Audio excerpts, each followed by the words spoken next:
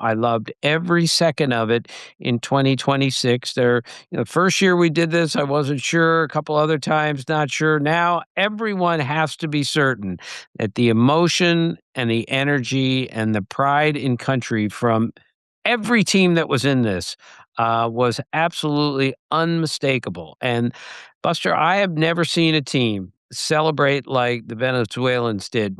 Just go back to the Wilyer Abreu home run against Japan when the entire team jumped over the railing of the dugout and like joined him on the way to first base in the sixth inning of a game. We never see that. And yet that kind of energy and emotion was everywhere. And that's what made this WBC so special. Okay, I'm going to push back. You have seen it before in Williamsport.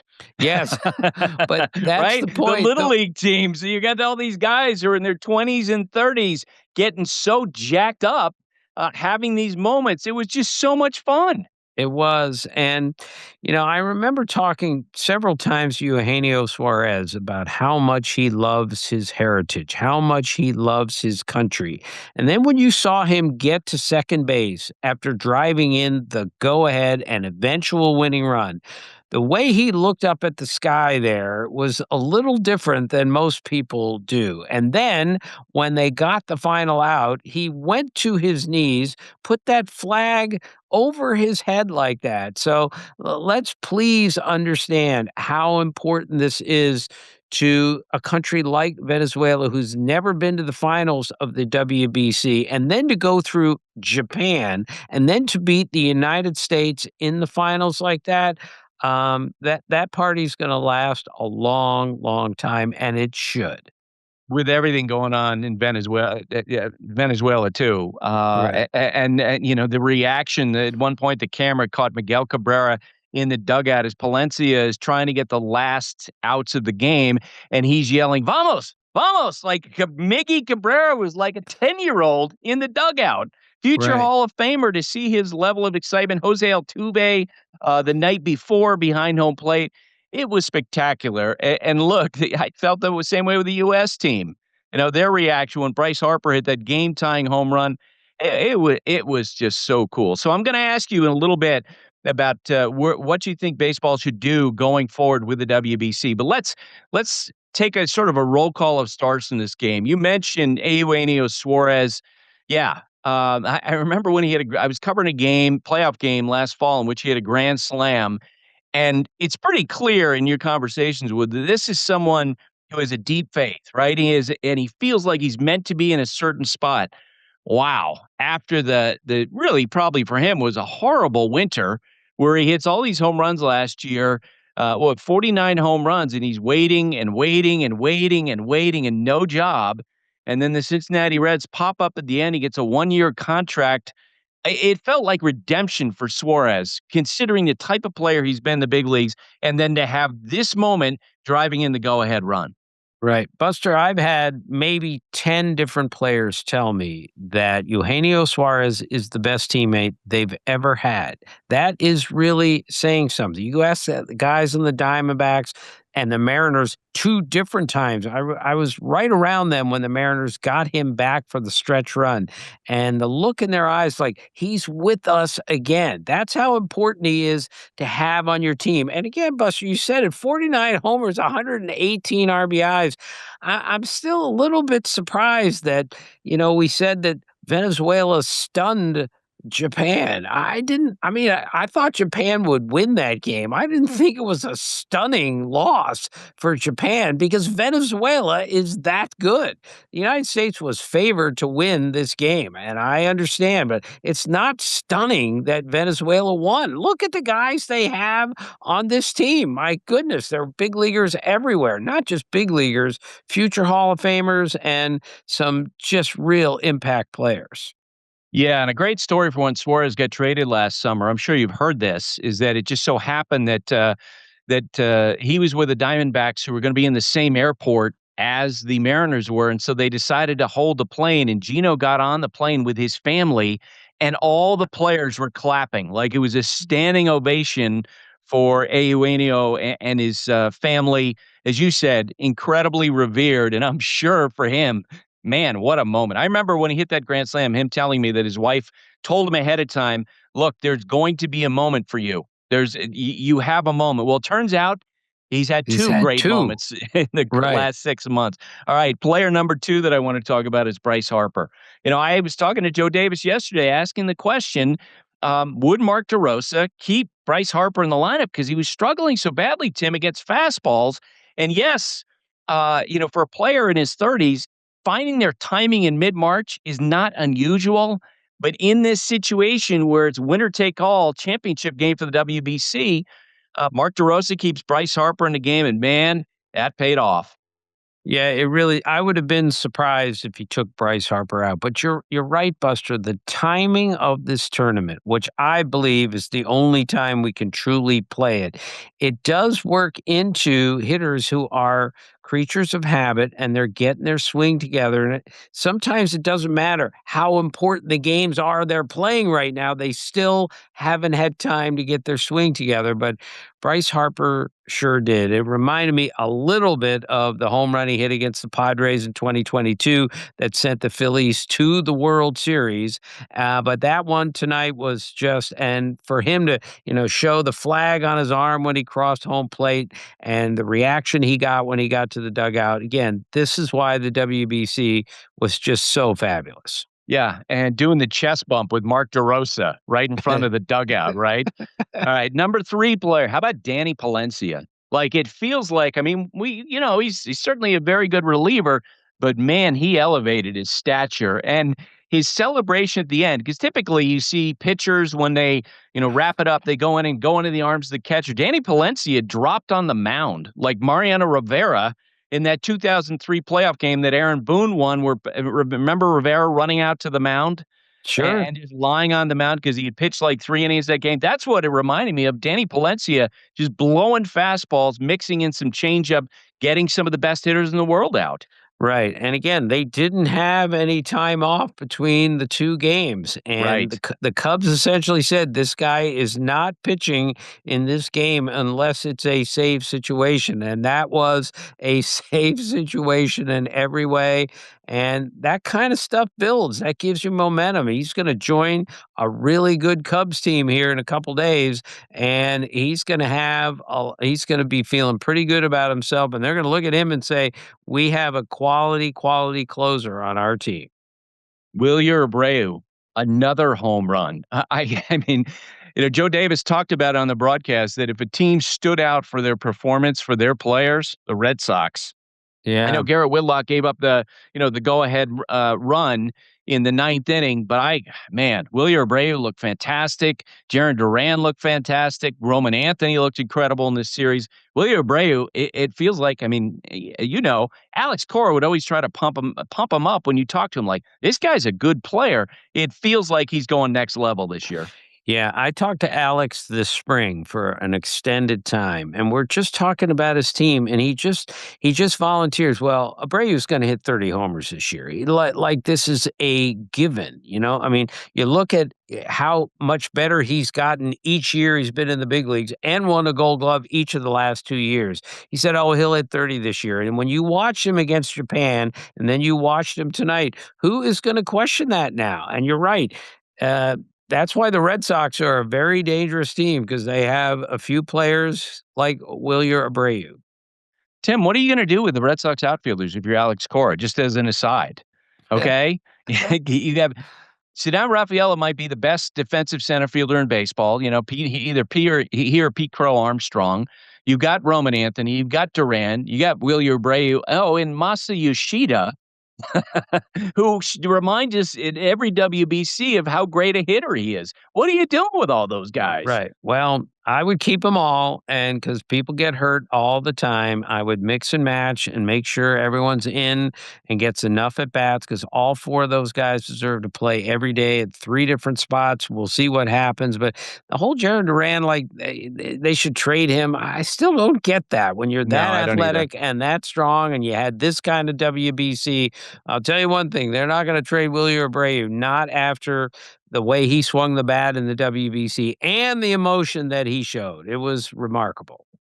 Eduardo Rodriguez. You mentioned the sort of the complication that Venezuela had with their bullpen. My thought was, man, it's going to be tough for Venezuela to match the United States with the pitching. But Eduardo Rodriguez was spectacular in front of those relievers.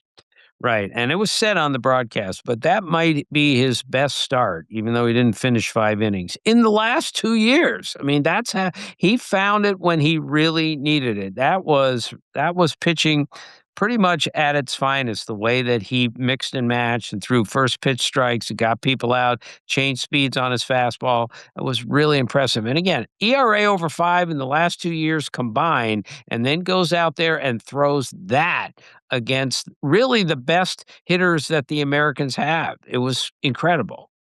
All right, next player we're going to talk about. I think it was baseball they were playing because it looked like wiffle ball, Tim. Nolan McLean, with the stuff that he had out there, Lord, he was so good in how he could spin the ball and make it move all over the place. Right. Well, they call that a sweeper now, Buster, but that's the perfect word for it because that ball seemed to break about 4 feet, and Will Smith couldn't even catch one of them. It broke by so much. I mean, that guy's made 8 major league starts. And granted, he had a 2.06 ERA in those 8 major league starts, but he looked okay for a kid who's well, he's so competitive, quarterback in high school, all that stuff. I thought he would show a little more nerves, and to get out of that first inning the way that he did with the double play ball was really critical. Mets have a really good one there, a keeper for a long time. So our friend Rob Friedman, the pitching ninja, was sending out data on what he was doing tonight. He had a run on that fastball of 21 inches at one point. Okay. God. And Just Baseball tweeted this out that during let's see, he averaged with his 4-seam fastball last year 95.8 miles per hour. Tim, he was averaging tonight 98.5 miles per hour. 3 miles per hour jump in this high adrenaline moment. I think he's going to be okay if the Mets make it to the playoffs. Yeah, I think the broadcast said he threw only his highest velocity was 1 pitch at 98 last year, and he threw 7 of them in the first inning and a half. I mean, that's how pumped up he was. And as he said, this is something I live for. This is something I've always wanted to do. And even though he didn't get the win, even though the United States lost, that start is going to really help this kid moving forward because now he's pitched on the biggest stage of his life. That's for sure. All right, and the last player I want to talk about is Luis Suarez. We know him as being the batting champion, slashing, dropping in hits everywhere. He's his generation's version of Tony Gwynn. And Tim, he got that 9th inning rally started with a walk. With a walk. Buster, he walked 34 times last year in 650 plate appearances. That's the last thing that he does. But he recognized, like all really good hitters, I don't have to get a hit here. I just got to get on base and to work a walk. And then they took him out for a pinch runner. That was beautiful in itself. For him to get a walk in that spot was absolutely critical. And then to steal a base, now everything changes, and Suarez got one in the middle of the plate, and Venezuela ends up winning. What a game. Jeez. And in games like this, there's always commentary about the managers, right? Or the coaches, or it's always, I've told you my joke many times going up to Bruce Bochy and saying, Bruce, Boch, I can't tell if, you're the dumbest guy ever, or you're the smartest guy ever, because that's the way the conversation goes in high-profile games like this, big stage games like this. What'd you think of the managing in this game? Well, the Venezuela guy knew exactly what he was doing. When we went to the mound to change a pitcher, there was no doubt about that. And look, you can bring back what Mark DeRosa did. He got a little bit confused about the rules, but we're not blaming the manager for anything that happens here. And I'm tired of it. The players, look, the United States scored 4 runs in the last 2 games. They scored 20 runs in their last 6 games. They just didn't hit enough to win the WBC, and we're not going to blame them. I'm not going to blame the manager for that. Sorry.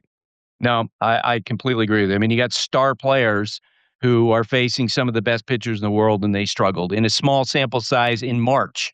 Right. Right.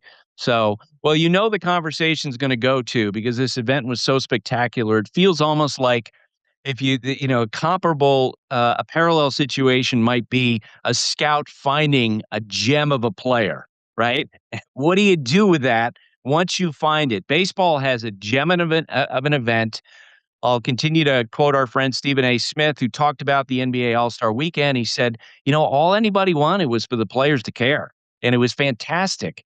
And this was fantastic because the players are totally invested, and so the fans are invested. So, Tim, as you go forward with the WBC, what do you do with it? Uh, I don't think you mess with success. I think you leave it where it is. I know there are a lot of people that think we should play this after the All-Star break or late July or something like that. I don't think there's a good time to do this, but I think this is the best of the times because you get a guy like Paul Skeens who maybe's made 17 starts, and now you're going to ask him to go out there and pitch for his country and be as strong as he is in the middle of March. I'm not buying it. I think this is the best time to do it. Guys are rested from the winter. Granted, guys don't have their swing yet. Maybe they can't go 6 innings because of the pitch limits and everything else. But I would leave the WBC like this. To change anything now after this one, I think would be making a mistake. Okay, I would do it every 3 years, but I do think there's an opportunity here to go to a week-long All-Star break and to play this as part of a series of games, okay? I wrote about this a few years ago, where you could play the preliminary rounds and get the semifinals set up for the WBC. You have All-Star week. We know that, the All-Star break, you play on a Sunday, and then Monday, you have the home run derby, Tim, okay? Or a celebrity softball game, which you played in. Like, you're the all-time hit leader in the celebrity softball game, I think, right? I am not. Keep going, please. So Monday you have the home run derby. Maybe earlier in the day you have the draft, or somehow you work the draft in. Maybe the draft happens on Sunday. Then on Tuesday, you play the semifinals, like we saw. You can go back to back. Then Wednesday, you could have the All-Star game. And then you come back on Thursday and have the championship of the WBC. What do you think? Well, everything's got to get done. And then you take Right. Friday, Saturday, Sunday off. Right. Well, that has to happen because the one thing that the WBC doesn't run into is regular season games that will be affected because now we have 8 days before we play a game that really matters. But when you start playing during the All-Star break and now, let's say you finish on a Saturday and your team is playing on Monday and you can't pitch in a game until Friday because you pitched in the WBC, now teams are really going to be upset. They worry so much about the injuries, which I understand, but they have to win games.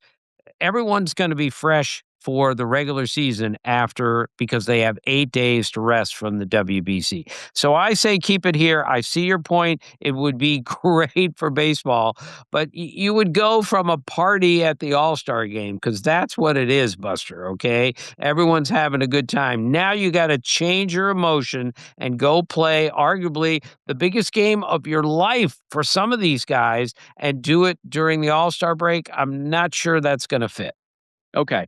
I would say one thing is I think that the teams would be more on board having the intense semifinals and finals in the middle of the season when the pitchers are all in midseason form, when they're in midseason condition. I think what scared teams and scares teams all through the WBC is these guys are pitching in high adrenaline, super competitive games before they're physically ready to in February and March. Does that make sense? Yes, it makes sense, but the way pitchers prepare these days, Buster, this has been a big change over the last 45 years, is they come in and they're throwing as hard as they can the second they get to spring training. The old-time pitchers, when I started covering late 70s, early 80s, they would need all 6 weeks to get their velocity up and get their arms ready. These guys have personal trainers, pitching coaches, coaches, when they get to spring training, they're throwing 100 miles an hour. So I think they're more ready in the middle of March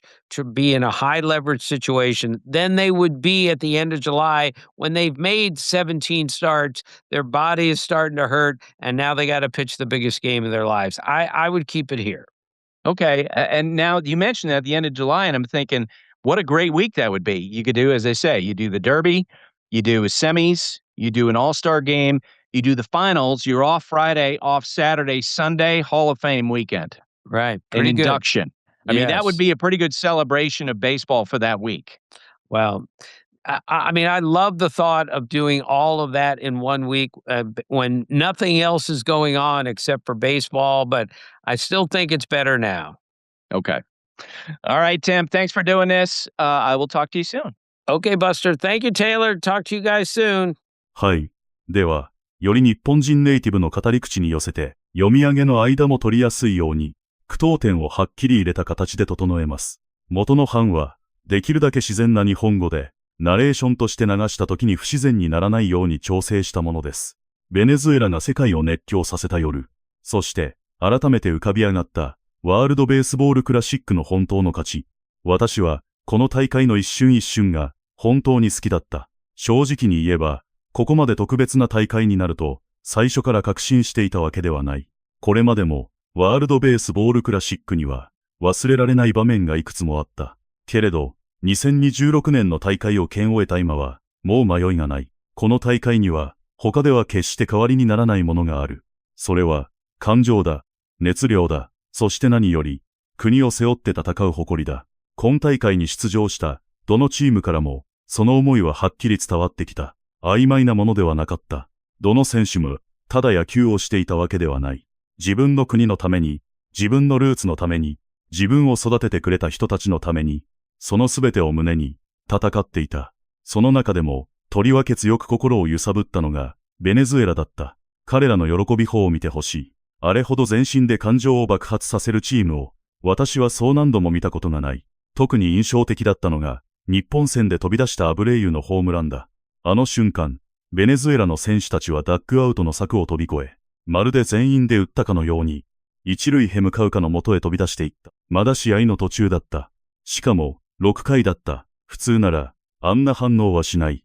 いや、できない。けれど、あの時のベネズエラには、常識では測れないほどの高ぶりがあった。それほどまでに、彼らはこの大会を、自分たちの人生の一部として戦っていた。そして、それこそが、今回のワールドベースボールクラシックを特別な大会にしていた。会場には、ただの勝敗を超えた熱があった。観客も、選手も、ベンチも、すべてが一つの感情でつながっていた。それは、子供の頃に野球を始めた時の、あの純粋な喜びに近いのかもしれない。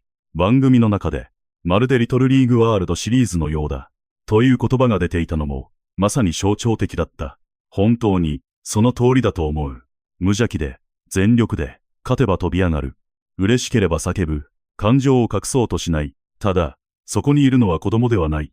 20代、30代の世界最高峰のプロ野球選手たちだ。そんな彼らが、まるで少年のように夢中になっている。国のために本気で喜び、本気で悔しがり、本気で仲間と抱き合う。その姿が、たまらなく胸を打った。中でも象徴的だったのが、スアレスの姿だ。彼がどれほど自分のルーツを愛し、どれほど自分の国を誇りに思っているか、それは以前から語られていたことだった。けれど、今回の大会では、その思いが一つ一つの仕草から、あまりにもはっきり伝わってきた。チュエシュンジャン、勝ち越しとなる一打を放ち、二塁へとうたつした後、彼は天を見上げた。ただ見上げたのではない。そこには祈りがあった。感謝があった。そして、自分に与えられた運命を静かに受け止めるような、深い表情があった。さらに、試合終了の瞬間、最後のアウトが取られると、彼はその場にひざまずき、自国の旗を頭からかぶった。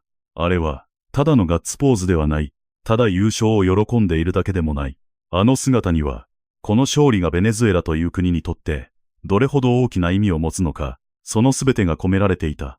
ベネズエラは、これまでワールドベースボールクラシックの決勝に進んだことがなかった。そんな国が、日本を破り、そして最後にアメリカを倒して、頂点に立った。その意味は、計り知れない。しかも今のベネズエラは、国内に様々な困難を抱えている。だからこそ、この優勝は、ただのスポーツの勝利では終わらない。人々に希望を与え、誇りを取り戻し、国中に長く続く祝福をもたらす出来事になる。それでいい。いや、そうあるべきだと思う。野球には、時に国を明るくする力がある。人々の心を一つにする力がある。今回のベネズエラは、まさにその力を体現していた。ベンチに移ったミゲル・カブレラの表情も、忘れられない。未来の殿堂入り選手である彼が、まるで10歳の少年のように、バモス、バモス、と叫んでいた。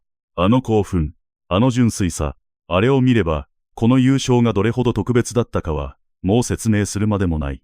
ホセ・アルトゥーベもそうだった。スター選手たちが、肩書きも実績も忘れたように、一人のベネズエラ人として、チームを応援していた。あれは本当に、美しい光景だった。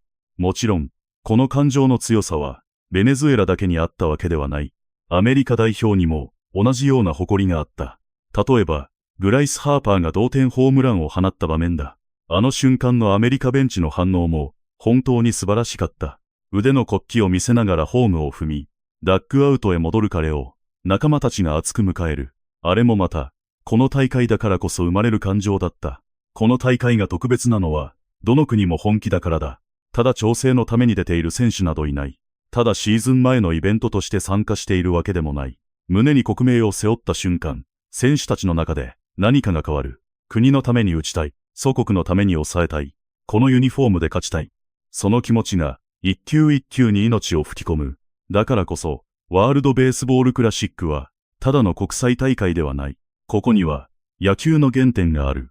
仲間と喜ぶことの美しさがある。自分のルーツを誇りに思う強さがある。そして、スポーツが人の心を親和せる、本来の力がある。今回のベネズエラを見ていて、改めて感じたのは、彼らが決して、単なる番狂わせで優勝したわけではない、ということだ。日本に勝ったから驚き、アメリカに勝ったから衝撃、そういう見方もあるだろう。でも、私はそうは思わない。ベネズエラは強かった。本当に強かった。選手層を見ればわかる。メジャーリーガーが並び、しかも、ただのメジャーリーガーではない。将来、殿堂入りが語られるような選手たち、大舞台で流れを変えられるインパクトプレイヤーたち、そういう選手が何人も揃っていた。つまり、彼らの優勝は偶然ではない。感情だけで勝ったのでもない。実力があり、経験があり、スターがいて、その上で、全員の心が一つになっていた。だから、勝ったのだ。そして、その中心にいたのがスアレスだった。彼については、これまで一緒にプレーした中で、最高のチームメイトだ。と語る選手が何人もいるという。それは、とても重い言葉だ。数字だけでは測れない価値を持つ選手である証拠だからだ。実際、彼がチームに戻ってきたとき、周囲の選手たちの目が変わった、という話も印象的だった。彼が戻ってきた。その事実だけで、空気が変わる。それだけの存在感を持つ選手なのだ。しかも彼は、ただ愛されるだけの選手ではない。結果も残す。ホームランも打つ。打点も稼ぐ。大事な場面で、試合を動かせる。そんな選手が、祖国のために最高の瞬間をつかんだ。それはまるで、運命に導かれていたようにすら見えた。そして最後に、この大会を見て、改めて思う。ワールドベースボールクラシックは、もう、面白い大会という言葉だけでは足りない。これは、野球というスポーツが持つ、最も純粋で、最も熱い感情が溢れ出す場所だ。技術だけではない。戦術だけでもない。データだけでもない。そのすべてを超えて、最後に人を動かすのは、やはり心なのだと思う。国を愛する心、仲間を信じる心、自分のユニフォームに誇りを持つ心。ベネズエラは、そのすべてを見せてくれた。だからこそ、彼らの優勝は、これほど美しい。そして今回の大会は、これほどまでに忘れられないものになった。野球は、まだこんなにも人を熱くできる。いや、本当はずっとそうだったのかもしれない。ただ、この大会は、そのことを私たちに一番わかりやすく思い出させてくれる舞台なのだ。ベネズエラが世界一になった夜、あの歓喜は、あの涙は、あの叫びは、しばらく誰の心からも消えないだろう。そして私たちもまた、あの夜を思い出すたびに、こう感じるはずだ。これこそが野球だ。これこそが、ワールドベースボールクラシックだ。必要なら次に、これをさらに、一文ずつもっと短くした、TTS 特化版に整えます。